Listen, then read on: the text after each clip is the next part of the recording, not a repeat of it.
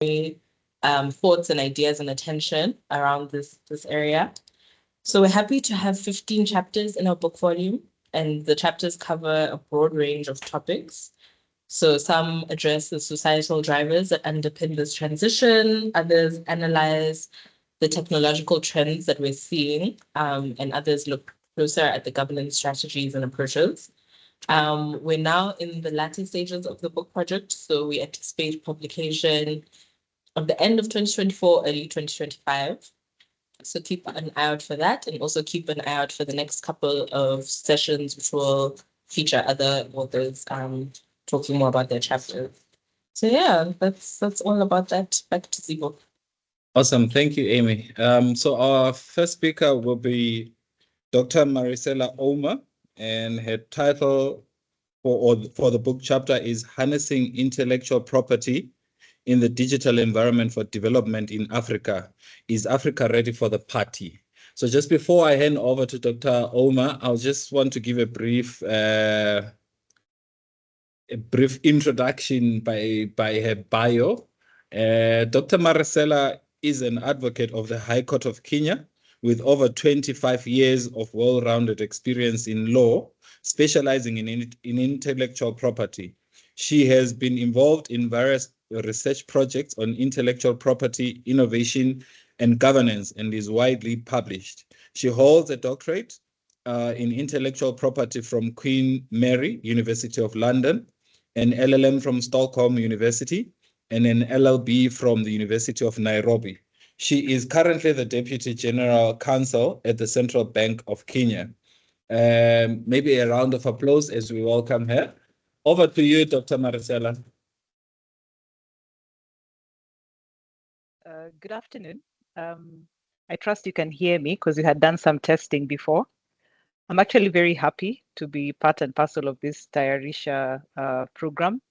And I think this particular book project, as we've been told, has been, it's been quite a journey, and it's given me an opportunity to explore the emerging areas in intellectual property vis-a-vis digital transformation.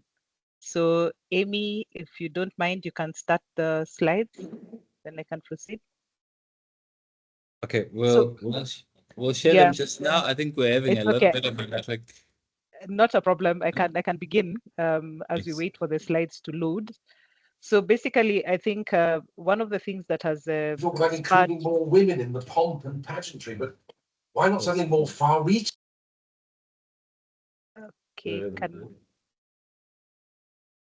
can I proceed? Yeah. Yes. Does it okay. Have I'm okay. Sorry, there was a bit of some interruption. So I may proceed? Yes, you can.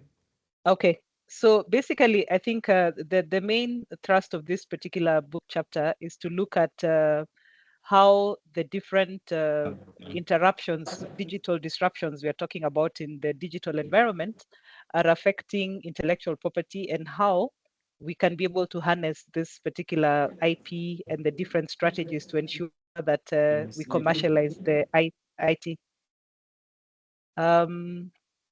So the first thing that we're going to be looking at is, okay, can move to the next slide, Amy. We are looking at intellectual property, and I don't think I'm going to go into the main details, because I'll be looking at it in relation to how innovation and creativity can be used within the context of intellectual property. And then we'll also look at just a couple of issues in the digital transformation, and basically look at the different platforms and the different enablers within the digital environment that are used in the context of innovation and creativity, as well as how these give rise to digital assets, the role of intellectual property, as well as the various governance structures that we have now, and what we should be looking at in terms of ensuring that we can actually make use of the intellectual property. Can move to the next slide, sorry.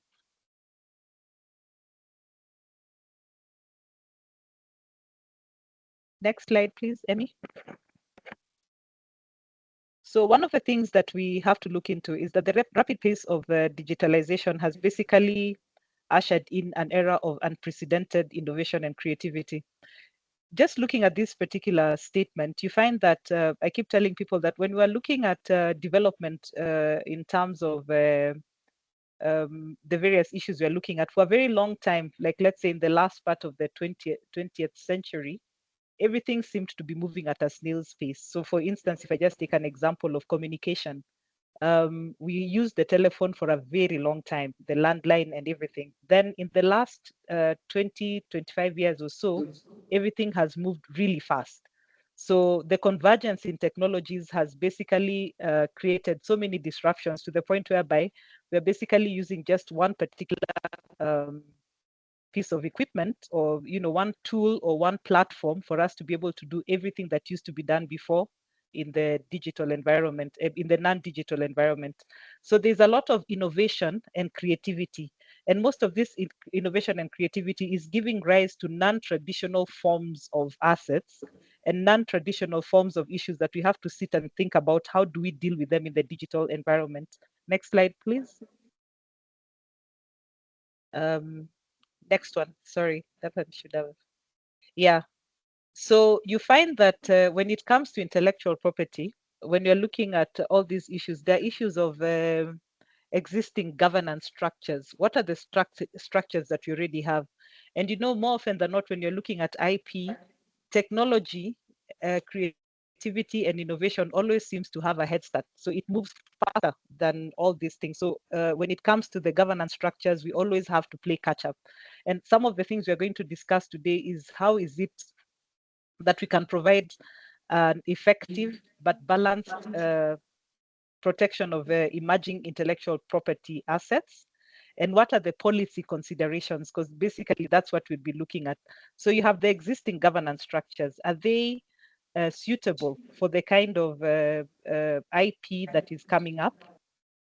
Is there a way that we can be able to protect without necessarily going beyond the protection and causing unnecessary how would I decreasing the space for innovation and creativity? And what are the policy considerations that we have to take into account? Next slide, please. Sorry. So there's no doubt that innovation and creativity play a crucial role in the digital environment. So when you're talking about innovation, there are various things that we can be looking into. If you look at simple technologies, like for instance, I'll take an example of virtual reality. For a very long time, you had virtual reality. It's something that has been with us over and over again, but there are new technologies that are coming up that are making it more profound in terms of innovation. Creativity as well builds upon existing creativity.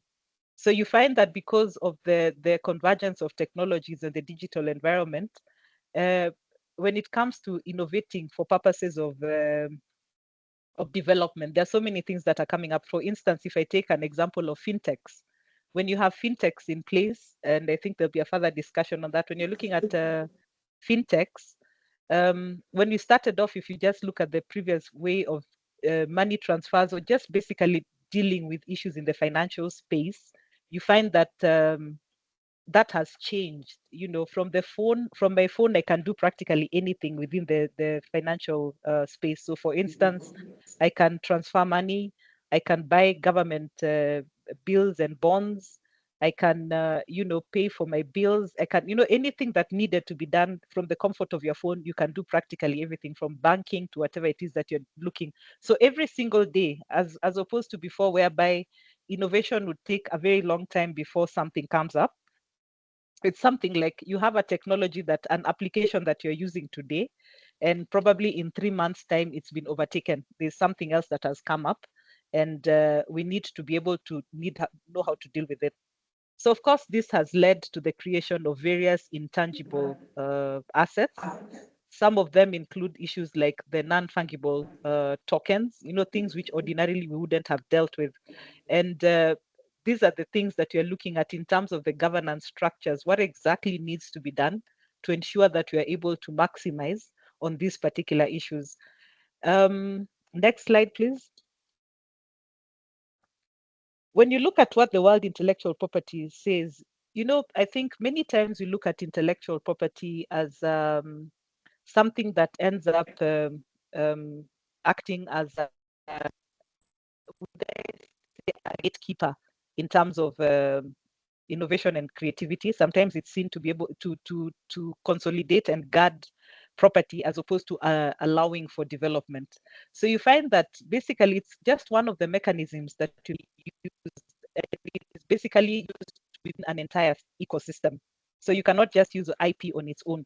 So when it comes to the issue of getting the various both human and natural resources, you find that intellectual property basically is complementary.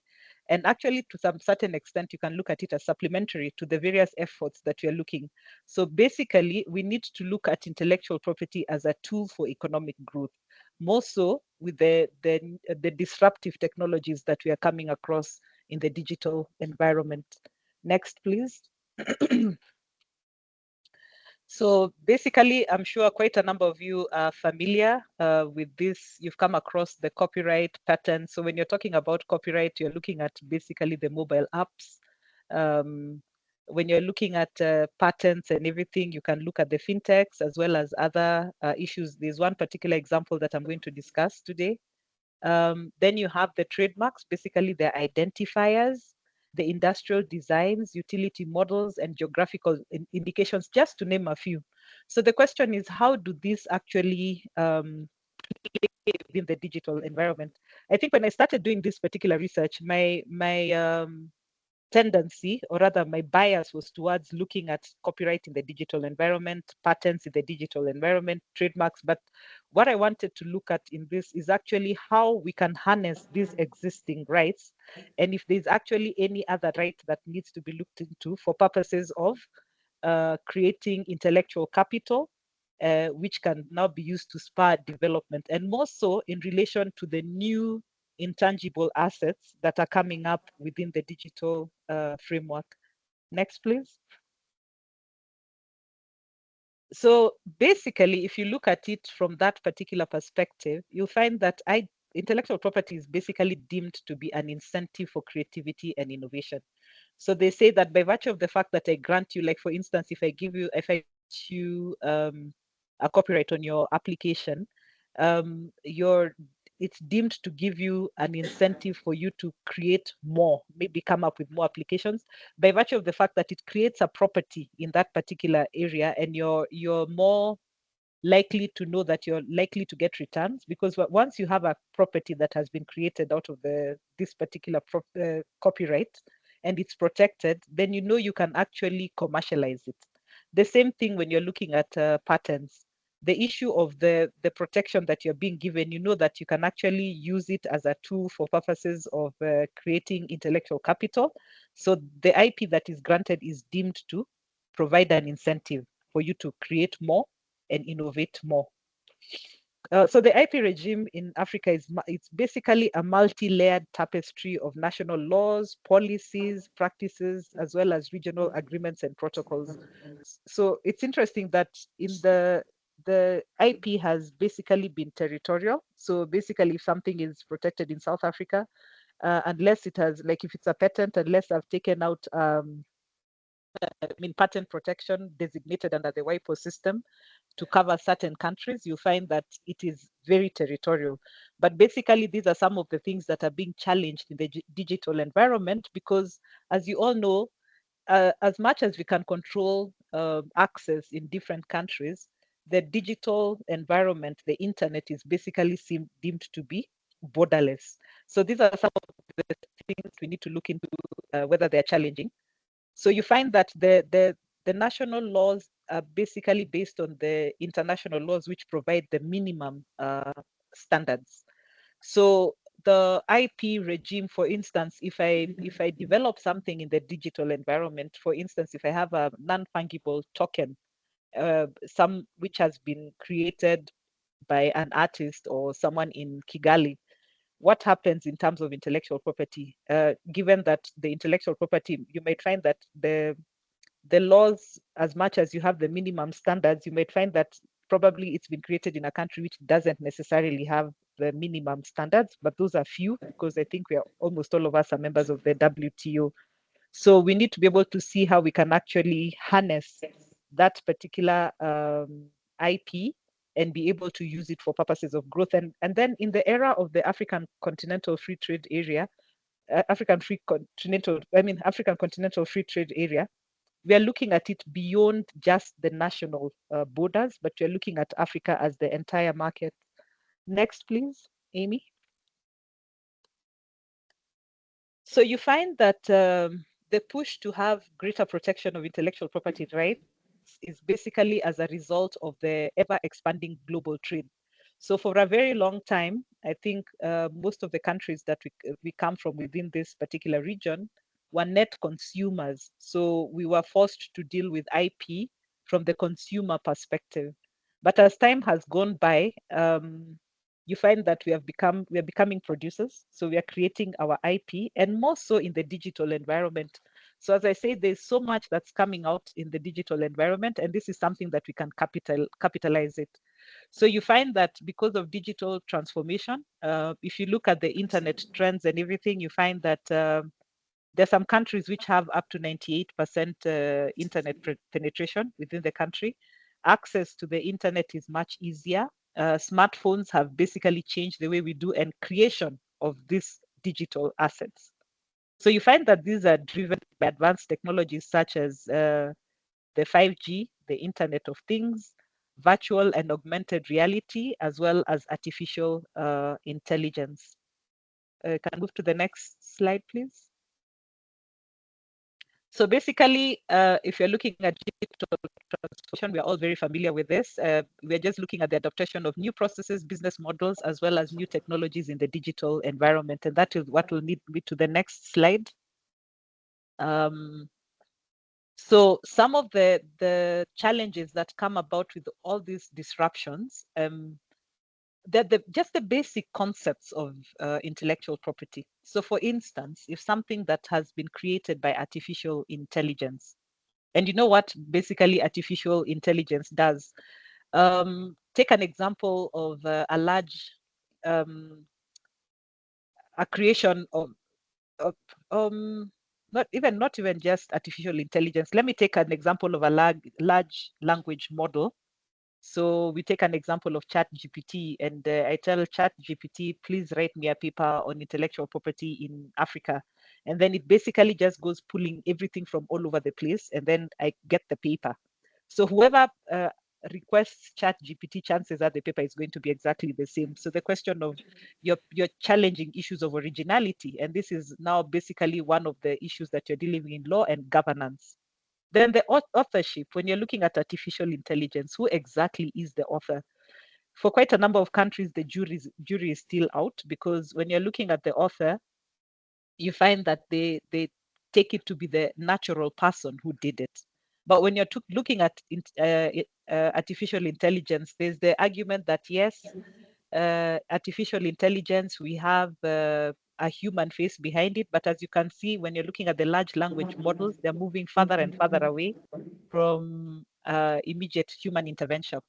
Then there are issues of new intellectual property rights. How do we deal with them? For instance, the image rights. How do we ensure that these are protected so that we are able to commercialize them? And then there are the mobile applications. We'll move to the next, please.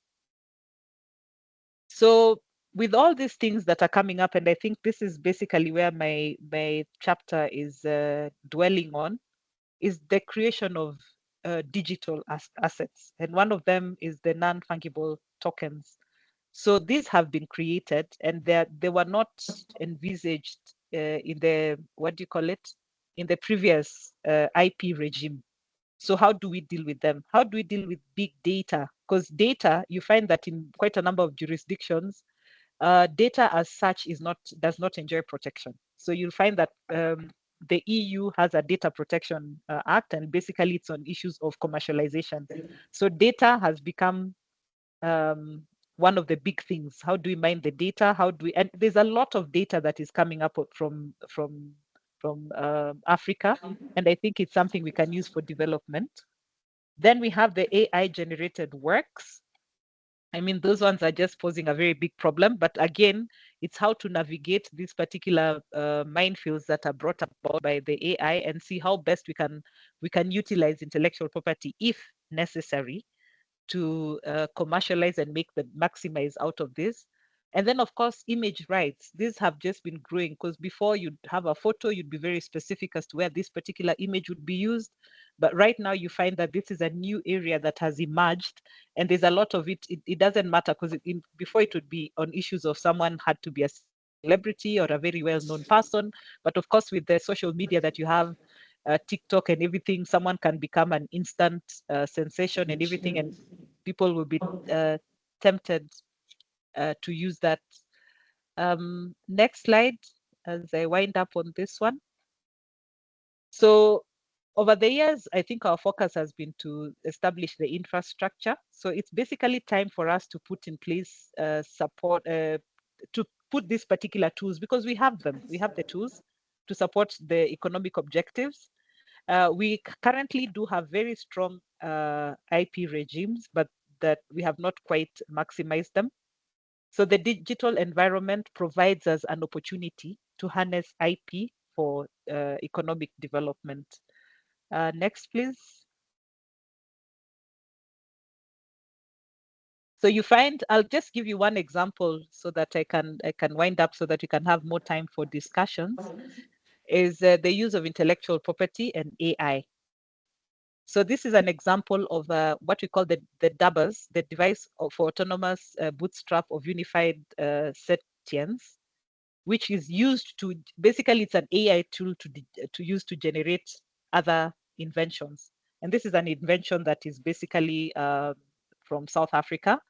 And so the patent was granted in South Africa on the grounds that the inventor, that the inventor can actually be deemed to be the person who's created this particular work. The AI can be deemed to be an inventor. But you find that most of our laws insist that an inventor has to be a natural person. So now when you have a tool such as the DABAs, that basically is used to generate other inventions, who will be named as inventors. So we shouldn't use as IP to stop the use of these particular works, or to how do I put it, exclude it from protection. And you see that third parties are bound to use it for their own commercial purposes. So there's need to ensure that we have very clear definitions and expand the definitions to take into account the developments that are coming up. So next. So one of the things that I think we need to look into is to seek to value creative and innovative resources through the existing IP system. And here again, my focus is on the new and emerging technologies and the digital assets that are coming up. So we need to embrace the opportunities offered by the knowledge economy and digital transformation in the creation of digital IP data. Next.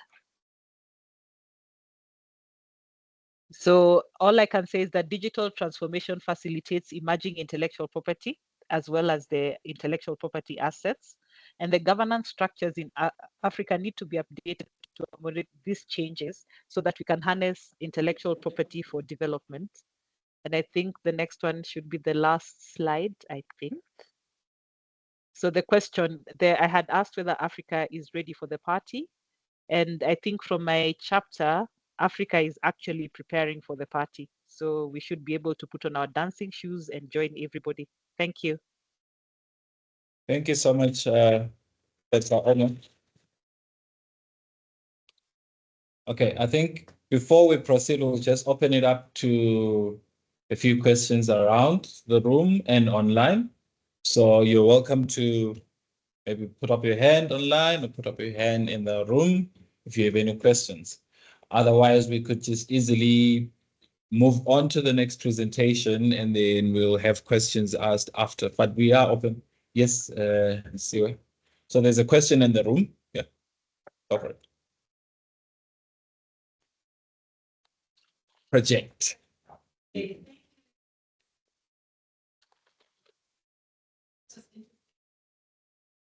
Obviously, use the internet a lot, especially as a creative, and just thinking about the contribution of Africans, especially young Africans, to the creative economy online, but we're not seeing the economic returns. We find a lot of people who are still struggling artists, even though they are extremely talented, or even South Africans who are shaping culture online, and we're not seeing the economic returns. So I'm very interested in what you are mentioning to say that that IP is an incentive for creativity and innovation.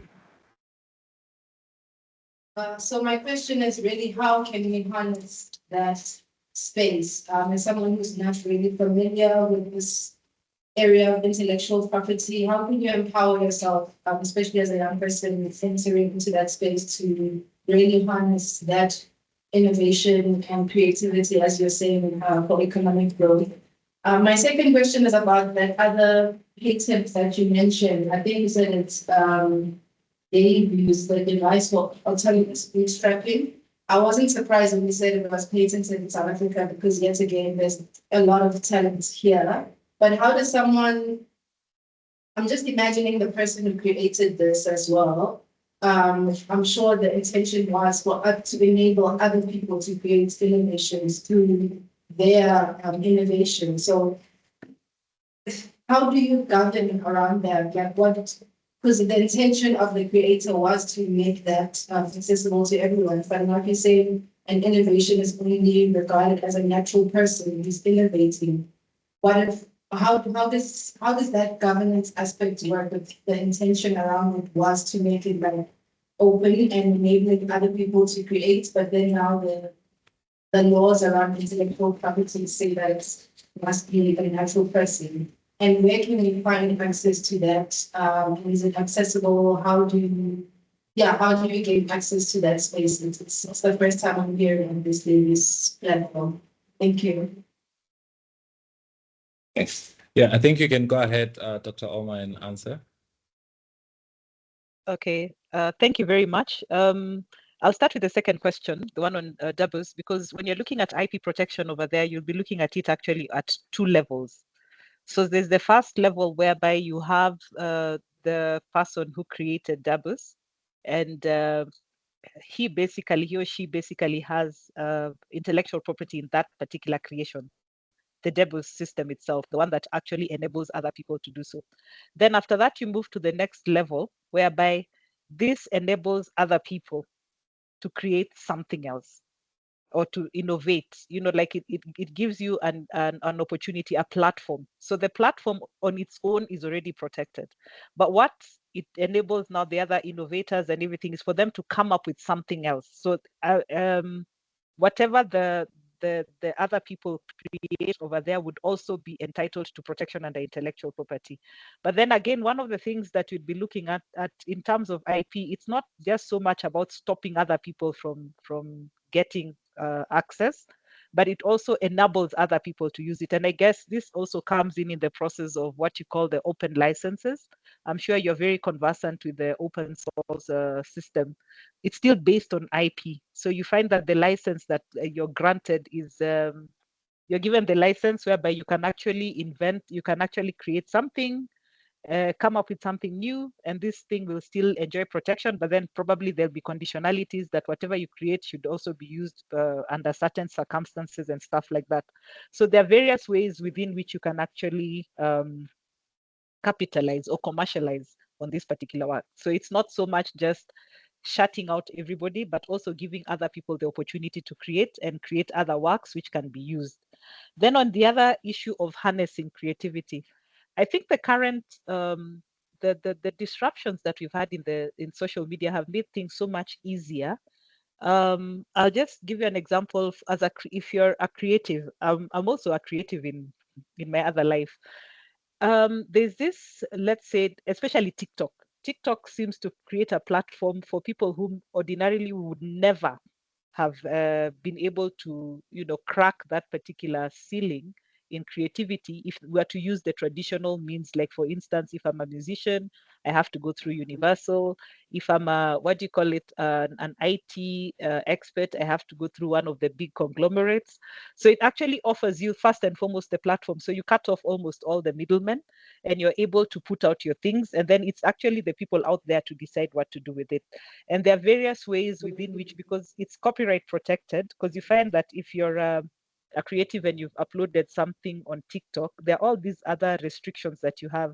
If you're going to use music, make sure it's either your own music or you have gotten the relevant permissions that you need for there. If you're going to use someone's background, make sure you've gotten clearance out of it. But the bottom line is whatever it is that you create, you actually bring out a new creative work that can now be commercialized. So for instance, that I think comes from advertising, the number of views that you get and everything. Those are the kind of things that you're doing. So I think in terms of harnessing IP, it's just basically first and foremost to make sure that your work is actually protected by IP. And then based on that, you can actually use it as a tool for purposes of negotiations. For purposes, you can actually even use it as collateral, based on the number of views that you're getting in terms of what you have put out there as a creative, you'll find that you can actually walk somewhere and say, this is me, this is how much I anticipate to get from Google or from YouTube or from wherever it is that you're looking at or from TikTok. And then you are able to commercialize that. But the bottom line is that it has to be IP protected. Thank you. Okay, thank you so much, Dr. Ouma, for that presentation. And thank you for the questions here. Okay, so we'll now move on to our next presenters. So we have a presentation by Asma Khalifa, who's here with us in person, and Dr. Yeukai Mahleza, who will be joining us online. So Dr. Mahleza is a lecturer at the University of Pretoria. She is responsible for constitutional law and human rights law. She has held different positions, which include being a lecturer, investigator at the PPSA, specializing in administrative justice and service delivery. She is also a law researcher, legal advisor, and she's an admitted attorney and a 2024 Global Scholar Academy Fellow for the Institute for Global Law and Policy, Harvard Law School. She holds an LLB, an LLM, and an LLD degree. She advocates for equality in all human rights aspects, including issues related to statelessness and education rights.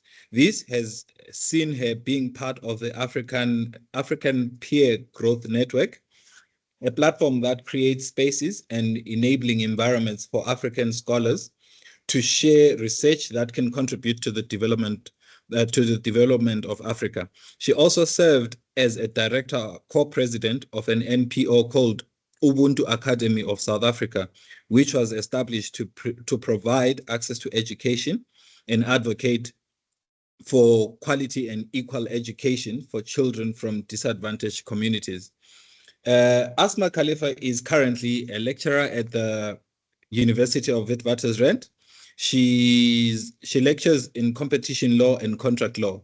She is also a senior researcher at the Competition Appeal Court of South Africa. She's currently a PhD candidate at the University of Cape Town. Her research area of expertise is in competition law with a focus on mergers and acquisitions. In 2018, Asma obtained an LLM in competition law and in international trade from UCT. While pursuing a LLM, she was appointed as a constitutional law teaching assistant at the UCT. In 2020, she decided to venture into practice and served her articles kind of at Dale Mogashua Inc. attorneys. A year later, she joined the Supreme Court of Appeal as a law researcher, where she conducted her research and drafted legal opinions for the judges of the court. The title of their talk is Uncovering Tacit Algorithmic Collusion in South Africa's Markets. So I'll hand over at this point to Asma, who's here with us in person. And I think Dr. Mahleza is available also. If maybe she can turn on her camera and say hi to everyone, and then we can proceed. Over to you, Asma. Hi, everyone. Hi, Doctor. Awesome.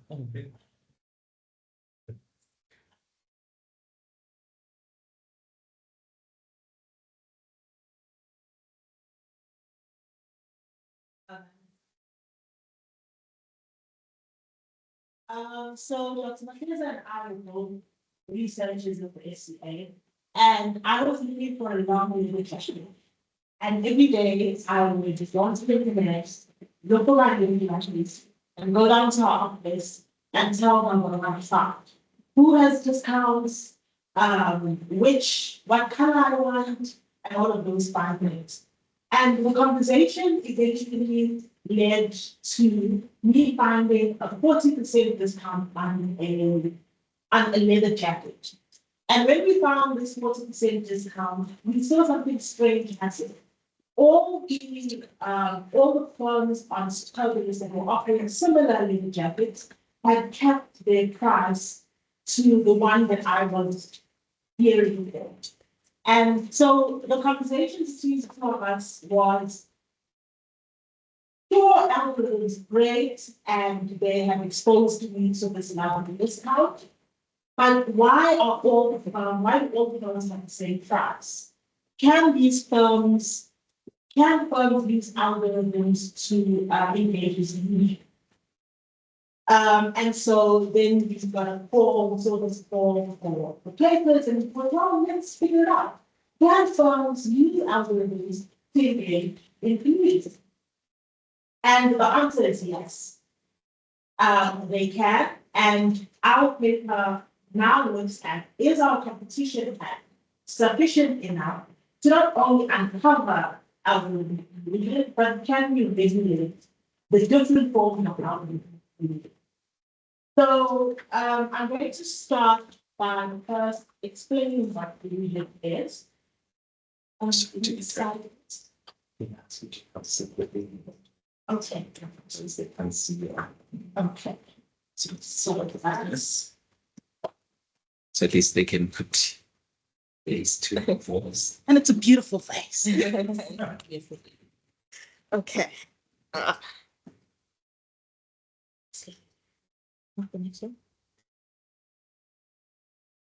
Yes, great. Okay, so before we answer the question of whether our act is sufficient, we need to ask, what is collusion? Collusion is the coordination between competitors that would have an anti-competitive effect. Now, our Competition Act is concerned with conduct that would negatively affect either competitors in a market or consumers.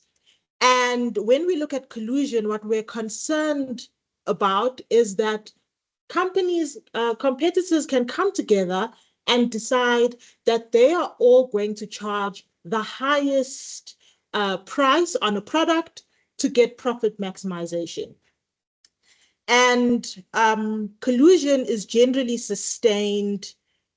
It's generally sustained if the market is transparent, so if competitors can see what everyone else is doing in the market, if there are high barriers to entry, meaning that new competitors can't enter the market, because if new competitors can enter the market, they will take advantage of the high prices by offering lower prices.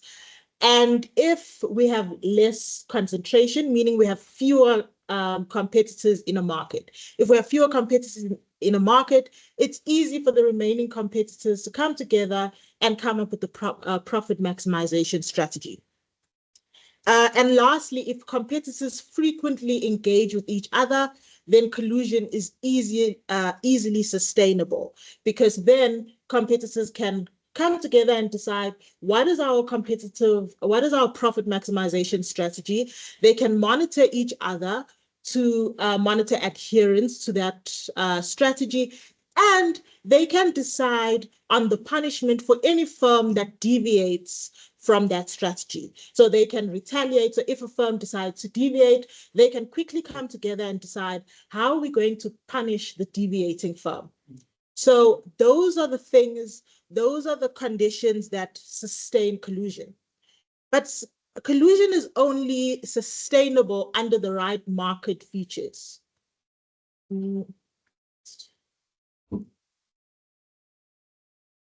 I'm jumping quite a bit. Next, yes, next.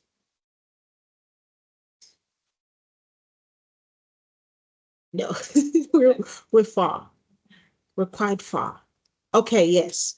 So it's only sustainable under the correct market features. And these are the market features that I've mentioned. And what algorithms do is that they enhance these features.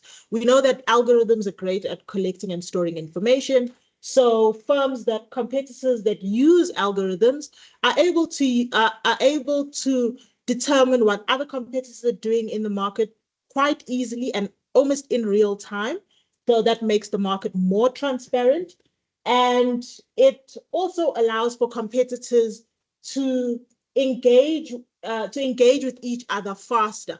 So an algorithm, because it can pick up what a competitor is doing in real time, the other competitors who are monitoring adherence are able to figure out who's deviating from the profit maximization strategy almost immediately. So the algorithms now enhance the market features that increase the risk for collusion. Right, great. But algorithms don't only enhance these market features, they also allow firms to engage in collusion without detection. And how do they do this? So we have two forms of collusion. We have explicit collusion, that's the easy collusion. The competitors come together in a secret meeting and they decide, this is our profit maximization strategy. That's generally easy to find. You look for the minutes of the meeting, you look for people are always snitching on each other. So those are the great things. The problematic part is tacit collusion. Tacit collusion occurs where there's no agreement. There's no explicit agreement between the parties, between the competitors. Competitors just recognize that there's a mutual interest in them increasing their profits. And with that mutual interest, they decide to act interdependently. So that's general tacit collusion. Now with algorithms, what algorithms do is that it allows firms to engage in tacit collusion and avoid any detection. So now it creates a bigger incentive for firms to engage in tacit collusion and kind of put explicit collusion to the side, because now there's little to no detection. And we've identified 3 ways that firms can do this. The first one is algorithmic collusion by signaling. Here, what the firms do is that they signal to each other by increasing prices, merely increasing prices, and intention to collude. So you have a leading firm, this orange guy here is the leading firm. You have a leading firm who will signal their intention to collude by increasing their prices. And if the other competitors in the market agree to increase their prices at the same level, then they will in turn increase their prices at the same level. If they reject that price increase, then the remaining competitors will simply refrain from increasing their prices. Now, with algorithms, competitors can use a filtering pricing algorithm. And that pricing algorithm will decide, you can program it to increase prices if you want to, or program it to keep the price as it is. And the filtering algorithm allows the leading firm to kind of signal its intention to collude and watch what the competitors do. If the competitors refrain from increasing, then the leading firm can quickly use the algorithm, program the algorithm to decrease their price. Therefore, they don't lose out on costs and they're not overtaken by competitors. So that is signaling. The next one is algorithmic collusion. And you'd notice with signaling, there's no conversation. You just increase your price, and if the competitors want to increase, they increase. If they don't want to increase, they stay where they are. And that conduct of increasing and not increasing will allow firms to see, do you agree to collude or don't you agree? But the issue is, as the authority, I'm not the competition authority, but competition authorities don't have any proof of this. They have to look for a specific pattern that shows that there's some form of collusion. But finding that pattern is very difficult. The next form of collusion is algorithmic collusion by parallelism. Here, what the parties do is that they'll all use, they can achieve this form of collusion by just using the same algorithm. And if we're all competitors in the same market, our algorithm is responding to the same market condition. So if the algorithm picks up that there's an increase in demand, therefore we need to increase prices. If we're all using the same pricing algorithm, all our algorithms will do the same thing. They'll increase price to respond to demand.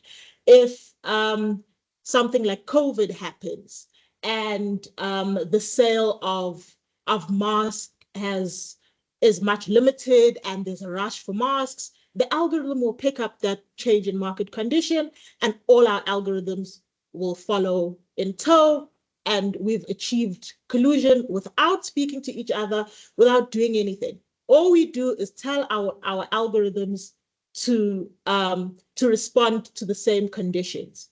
A great example of algorithmic parallelism occurred in the case of online sales and posters and online sales of posters and frames. And this coordination was between two competitors. It was TROD Pty Ltd and GBE Pty Ltd. It occurs in these competitors are selling they're selling posters and frames on Amazon. And they come together and they decide that they want to collude. They want to fix prices for certain products that they're selling. And the court goes through a plethora of emails between them, and they decide if there is no third party that is selling certain products at a cheaper price, we will not undercut each other. We will have the same price, and nobody will offer a discount in this market between the two of us. And what this would require them to do is to match their prices for certain products. And it would require them to change their prices manually on a daily basis. This proved very difficult for them. They couldn't match. There are emails between them saying, you haven't changed your prices. And the other says, well, I have changed my prices. You just haven't seen it. So they couldn't manually change their prices to match at the same time. And one of them had this bright idea. I think it was TROD. TROD was using this pricing algorithm that would allow it to compete, TROD would program its algorithm to compete with other competitors in the market. And TROD says to GBE, well, look, I have this pricing algorithm, you get a similar pricing algorithm, and on this pricing algorithm, program it to compete with other competitors, but also include an ignore list. And on that ignore list, include me, TROD, on the ignore list, and you won't compete with me. So the pricing algorithms would compete with other firms, but not compete with GBE. So they would always have the same price because they were never competing. Now, here, what would be the proof of, once they started using the pricing algorithm, there's no proof of their collusion. The only conduct that we would have is that they share the same algorithm. Is that enough to prove? Can we take that to court and say, well, you have colluded? No, it's not enough. The UK authorities only uncovered this collusion because there were prior emails between the parties when they were struggling to determine a strategy and struggling to match their prices. That's the only way this collusion was uncovered. So if they had started just using the same algorithm from get, we wouldn't have any evidence of their collusion. So that's parallelism. Same slide, sorry. Algorithmic collusion by parallelism can also be achieved in a second way. And that is simply hiring the same IT company or the same IT provider, and that provider will program your algorithms in the same way or provide you with the same algorithm, and each of your algorithms will respond to the same market conditions. So your algorithms will always provide the same prices. There's no way of proving that there's collusion here, because the only thing the firms need to do is get the same IT provider. Using the same IT provider is not a contravention of the act, so it doesn't prove anything. Then we have the last form of algorithmic collusion, and this is the most pervasive form of algorithmic collusion, is collusion by self-learning algorithm. Now, self-learning algorithms are different from the other two. The other two forms required some form of conduct, they required programming. At the very least, the users of those algorithms had to say, compete with this firm, try to establish a profit maximization strategy. But self-learning algorithms learn on their own. They are not programmed. So the self-learning algorithm can respond to market conditions and determine on its own to engage in collusion to get the highest profit. And what makes self-learning algorithms even more difficult is that the user will never know what instruction it used to engage in collusion. So I could be using a self-learning algorithm, and the algorithm learns enough of the market and decides the best way to win the market over is to collude.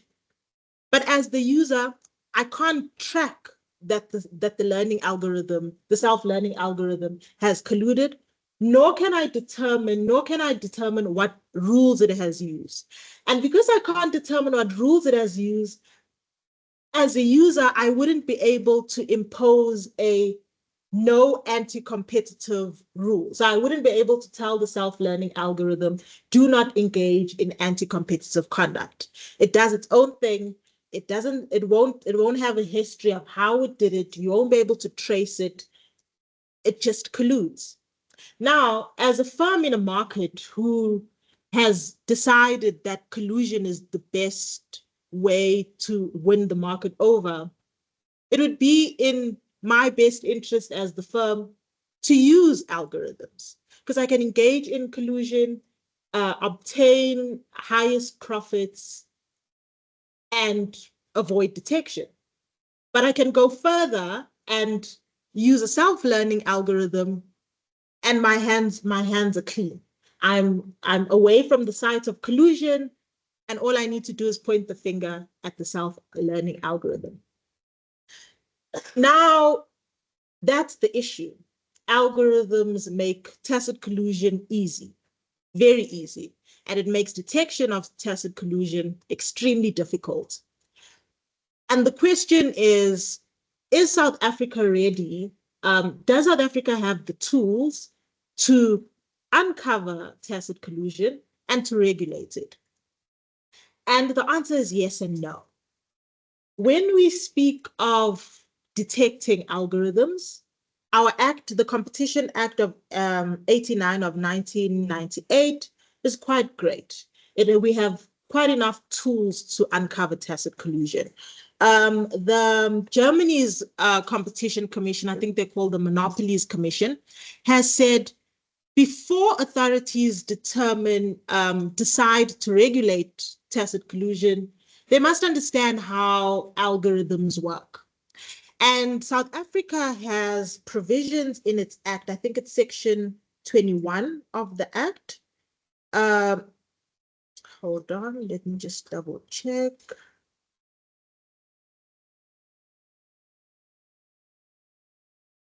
Yes, so South Africa has section 21 of the Competition Act, which empowers the Competition Commission to initiate and conduct market inquiries. And market inquiries allow the Commission to investigate whether there are any conditions in a market that are anti-competitive. If the Commission were to use its market inquiry powers, it could investigate on the use of algorithms in South Africa's markets, and it could also obtain information from users on how they use their algorithms. The Act has a public participation has a public participation section. I don't know if you guys have seen market inquiries online on TV, but every time we have the Commission investigate, it will have a public participation process where all the stakeholders in that market come and explain to the Commission how the market works. So the Commission could do a fact-finding mission with its market inquiries, asking stakeholders, what algorithms do you use and how do they work? Another mechanism that helps with detection is our corporate leniency policy. The Act and the Commission has a corporate leniency policy, and that policy provides immunity to the first member, the first firm who's a member of a cartel who brings information to the Commission that will be useful for prosecution. That tool can be used to incentivize market players to rat out their fellow competitors to the Commission on how algorithms are being used and whether any competitors are engaged in tacit collusion. So we have quite a few tools to detect collusion, but we need to use them. We haven't had any market inquiries yet.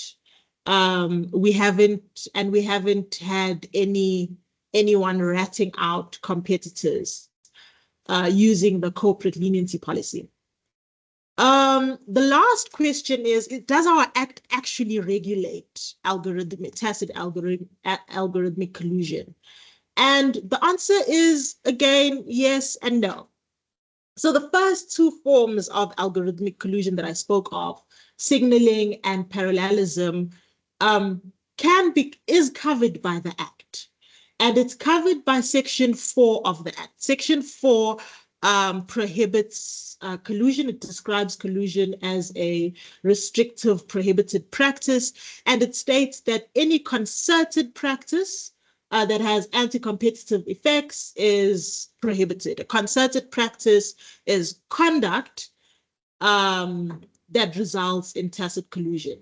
When I described signaling and parallelism, there was some conduct, or competitors would have to be engaged in some conduct that speaks to them being involved in tacit collusion. With signaling, there has to be the pattern of increasing your prices and everyone else following in tow, or increasing your prices and the rest of the competitors not doing so. That pattern can show conduct, and that would be covered by Section 4 of the Act. Then parallelism using the same algorithm. You could have a leading firm who will, like between TROD-I and GBE, where TROD-I suggests that they use the same pricing algorithm. Most of the time, the leader or the person who suggests will be the one who programs their algorithm. That programming your algorithm to either compete with a competitor or ignore a competitor will be the conduct that will be covered by Section 4.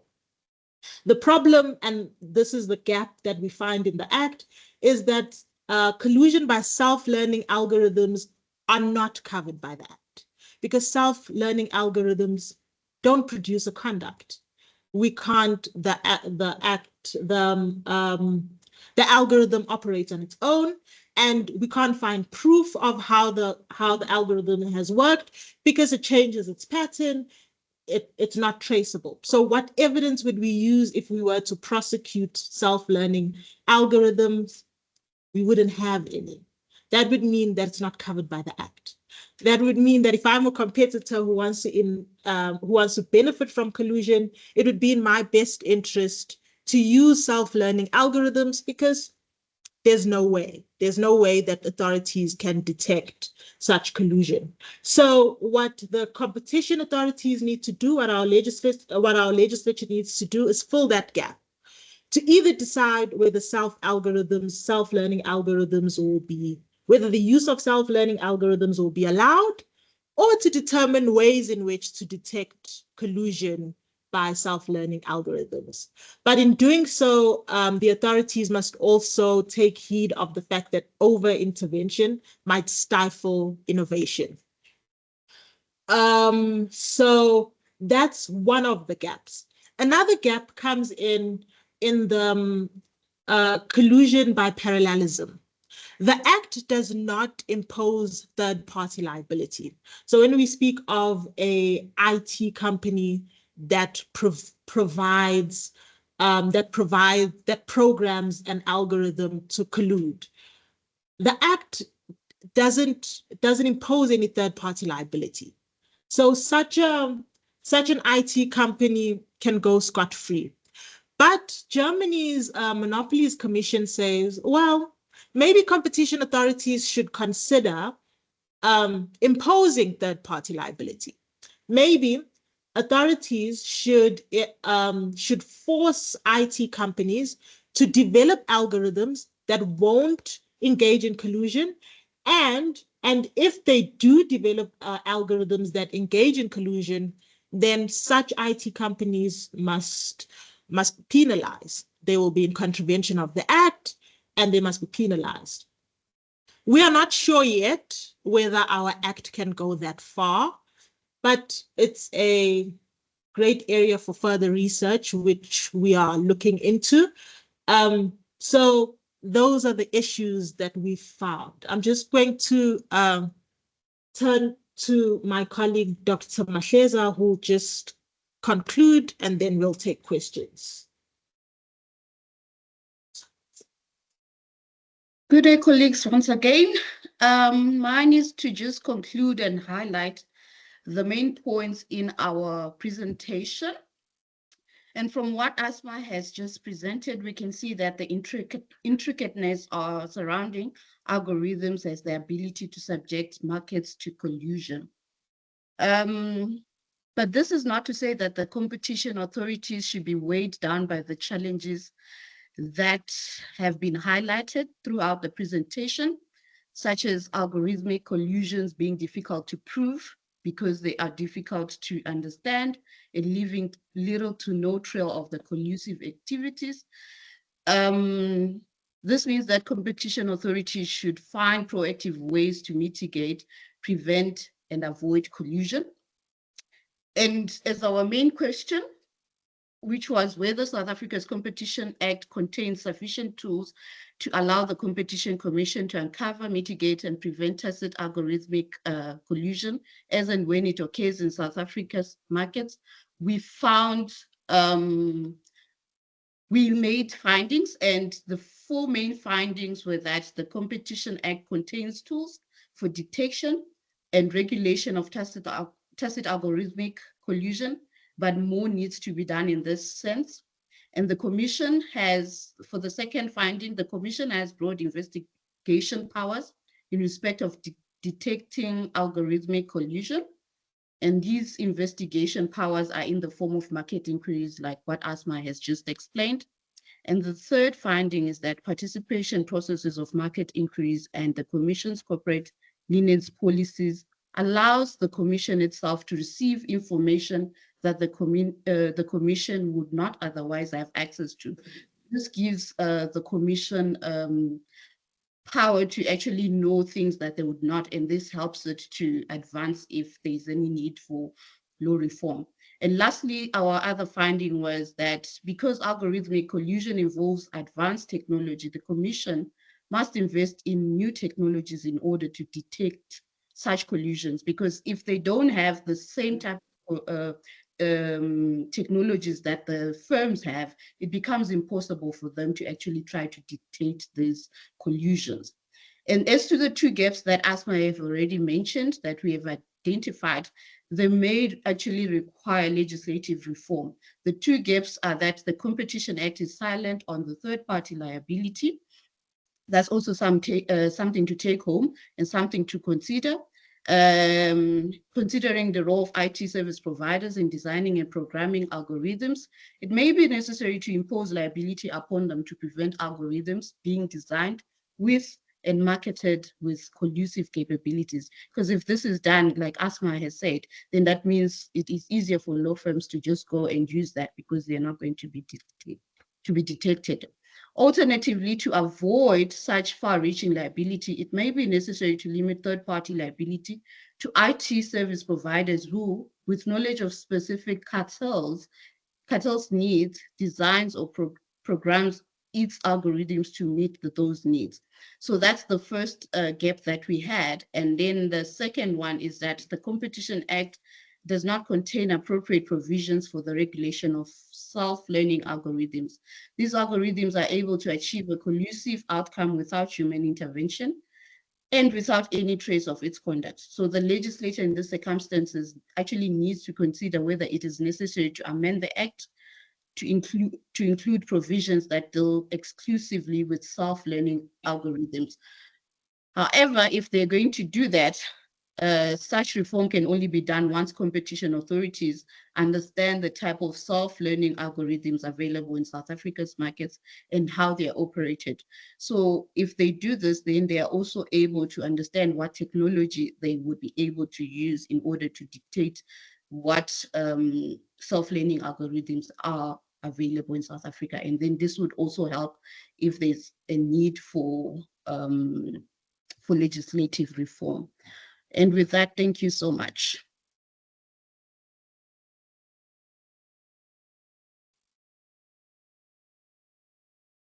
You can sit here. Yeah. No, thank you so much, Dr. Mahleza and Asma, for the presentation.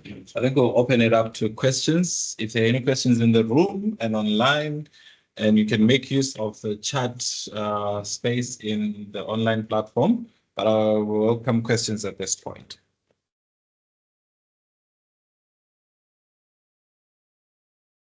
Any questions? Thank you. Yes, Dr. Mato. It's been searched. But I have a few. My little bit of understanding would be that market response to, especially what I couldn't, there is also demand and prices. We say they equilibrate where market demand and supply are equal. So now use of algorithm, more specifically something for me, kind of mirror the physical market. Where prices will respond to whether supply is low or high. And if the supply is low, we know that prices will automatically increase across all things. So if you look at it from another perspective, you might think that those things are true. But there's absolutely respondence to the fact that the demand is higher. And this is exactly what I would also expect from the self-learning algorithm. So now, if we bring in the issue of pollution there and a regulation of that particular market, that's where I kind of have a bit of challenges there, because my small understanding of the algorithm in that particular space would be that first, it deals with information asymmetry that we get from the physical market and make it much easier for both suppliers and the demanders of your consumers and your firms to set prices at a level where information is symmetric. So for me, there is no problem of pollution and stuff there, except now, then the other issue is if you are to bring in competition, regulation will be ending up with algorithms that are monopolized. And the moment you do that, you also create what we now have at the physical, not like the non-digital market. We are creating another problem of information transition. So I really don't know how to square these two issues. Only when we have friends coming together and start talking about setting up that like the other one, that's where I'll see. But honestly speaking, I think this research is bringing up a lot of things that researchers in the competition space can really work into. Yeah, I have another question for you to talk about. So both of your points I think are related. The Yeukai study in Germany authorities speak of the need to not overload. Because firstly, algorithms are innovative and they bring in efficiencies, right?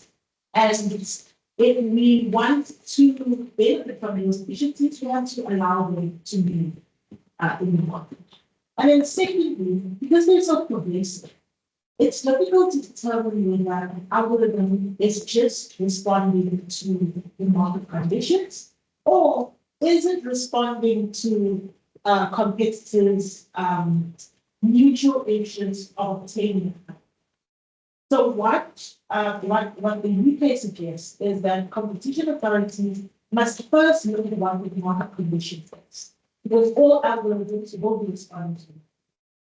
And it must first make sense of whether the algorithm is just responding to the market condition, or whether it has decided that collusion is the best way to obtain a higher profit.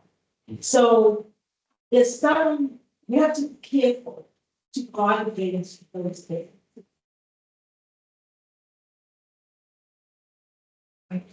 In terms of regulating, I mean, looking at collusion, if you've got multiple suppliers and 10 groups decide, depending who one's competing with one another, and you've got 10 separate groups like that, collusion doesn't really come into play like on a global level, because everybody's still competing, so to speak. But with these algorithms, it's not just smart technology that says, right, adjust your price and we want to be that. I mean, that's what business is. Give me the best price. And that's not collusion.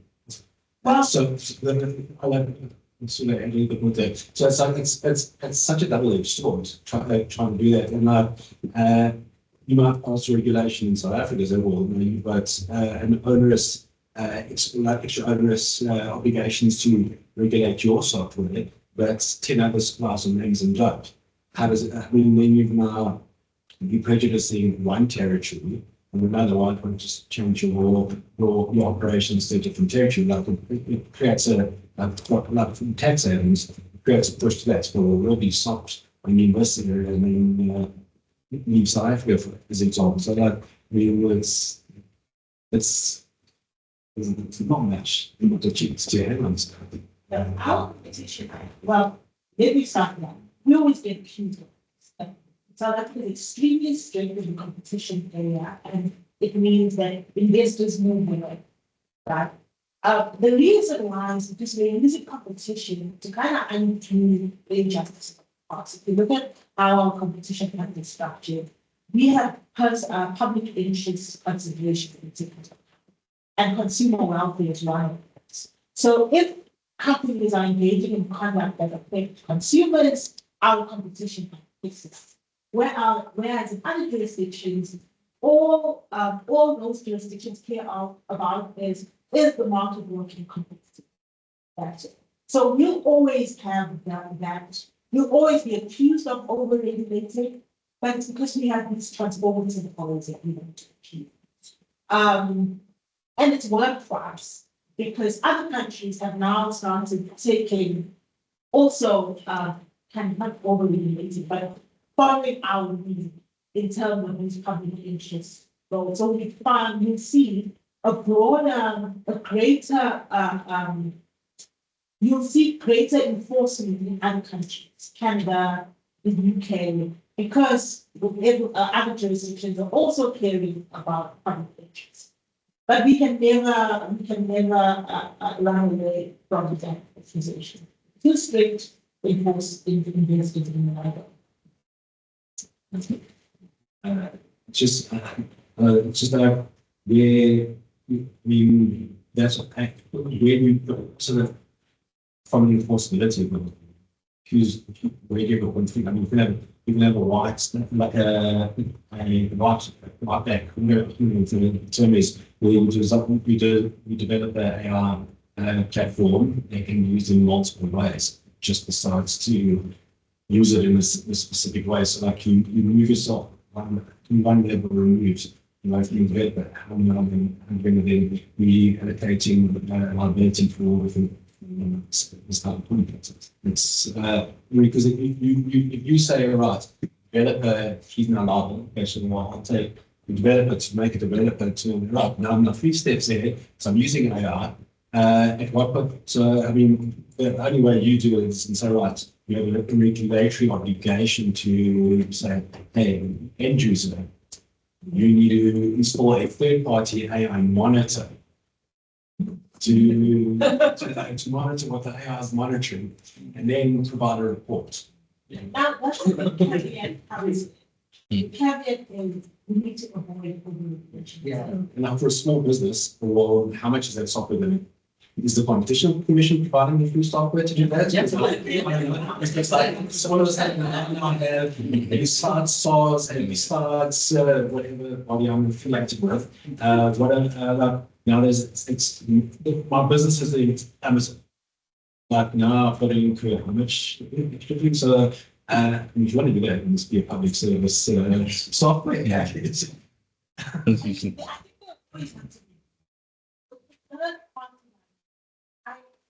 We haven't done research on that. I don't see how it without all of these extra issues that will affect companies, especially small businesses. Because our competition is concerned with small businesses. So if we make these things extremely onerous, we're pushing small businesses out. So there needs to be a balancing. So we might say, well, we might lose on third-party liability, we might lose on self-learning algorithm collusion, but maybe we can do something about signal and algorithm collusion by Tayarisha. Yes. I want to take the example.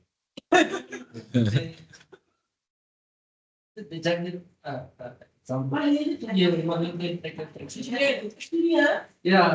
Right. So when the study started was like that example 40% increase, and then all other banks followed, right?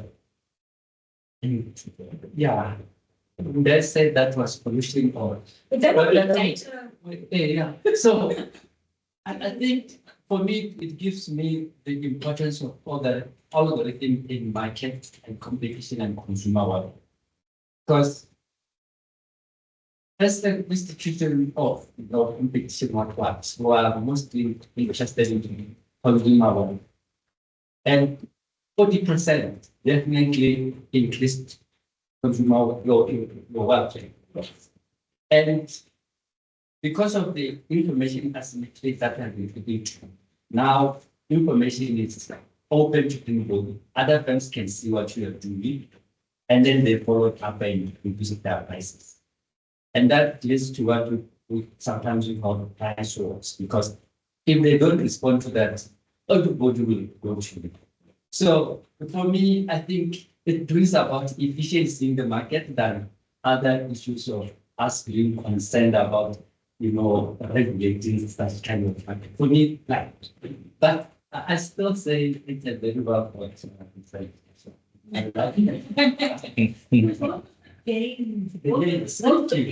why we can never.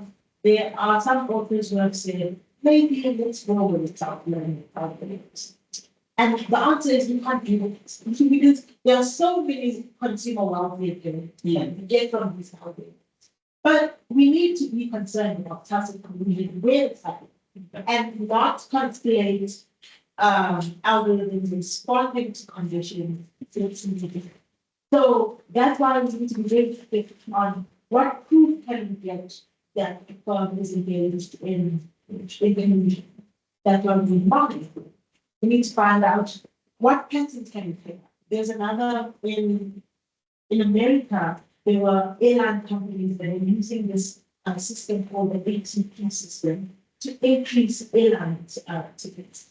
And it took more than 5 airlines with the authorities to come to the conclusion that these airline companies were going to, because it takes a lot of resources and a lot of investigation to look for certain. So that's what they did. They used AI tools to look for this.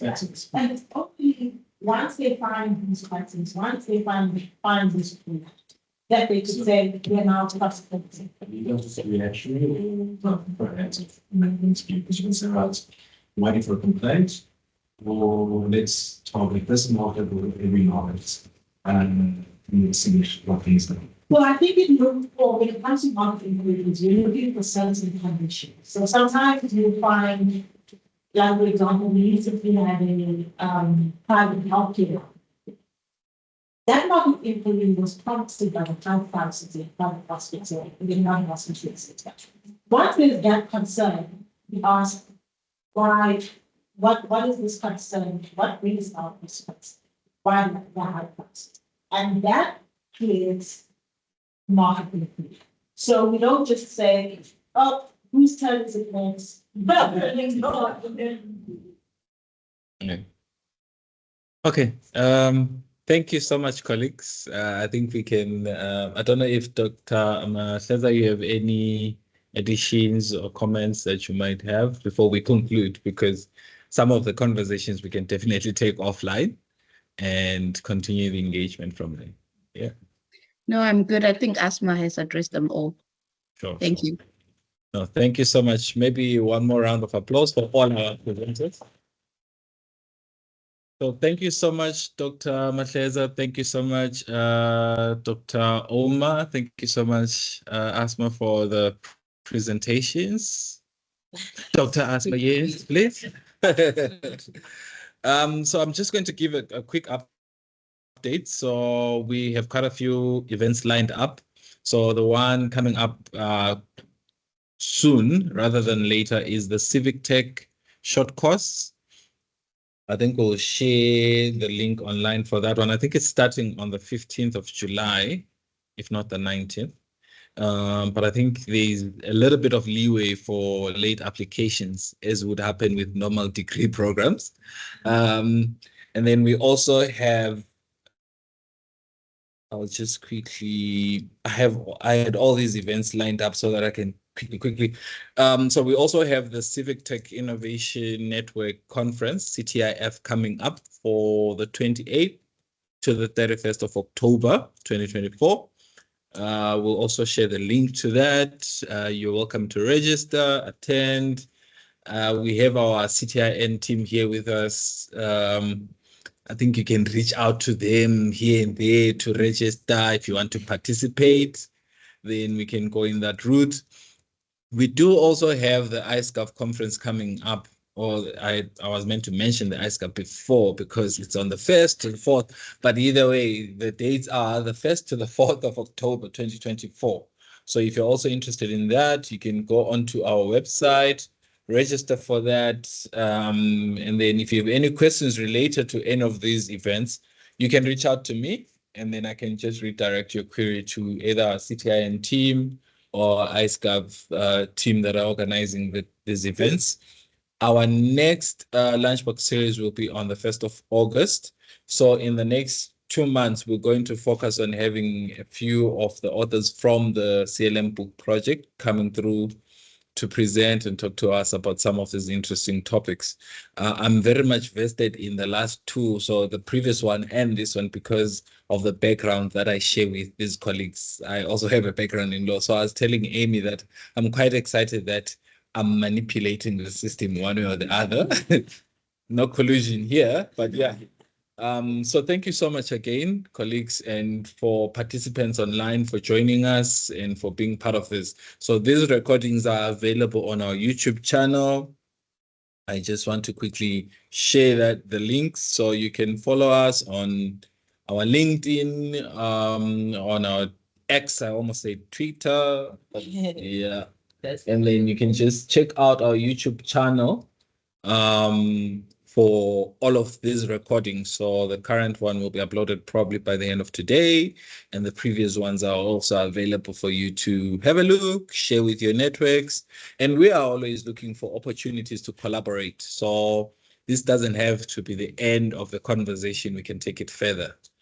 And I think that's just about it from my side. I don't know if my colleague Amy has anything to add. Happiness here. Thank you, colleagues. Awesome.